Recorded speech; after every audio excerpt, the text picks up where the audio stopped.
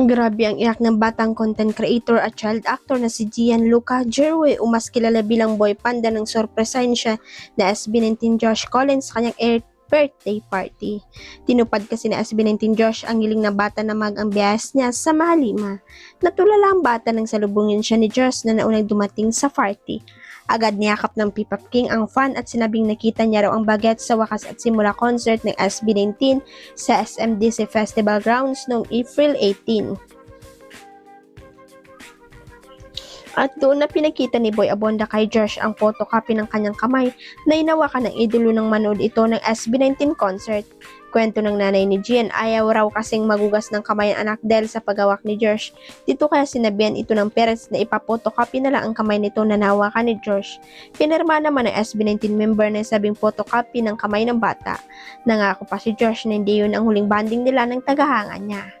Post nga ng magulang ni Boy Panda sa Facebook, parang panaginip lang ang lahat at kitang-kita sa mga mata niya ang saya, gulat at excitement sa espesyal na moment.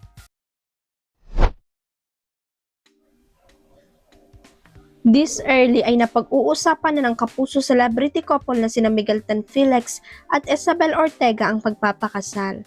Pero mabilis na nilinaw ni Miguel na medyo matagal-tagal pa bago ito mangyari dahil mga bata pa naman daw sila ni Isabel at wala pa ito sa kanilang top priorities sa ngayon.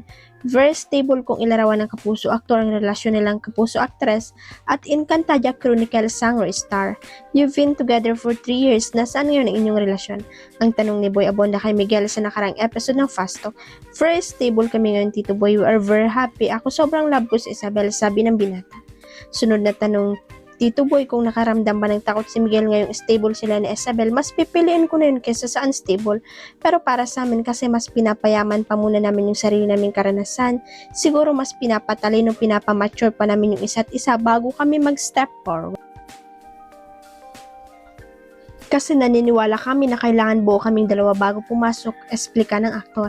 At as a question kung napapag-usapan na nila ang kanilang future, yes, Tito Boy, tinatanong daw nilang isa't isa kung anong edad sila magpapakasal. Ang sinasagot ko mga early to mid-30s, matagal-tagal pa, Tito Boy, matagal pa. Marami pa kaming kailangang gawin, sabi ni Miguel. Huwag kalimutan ang subscribe button at i-ring ang notification bell para sa latest chika updates.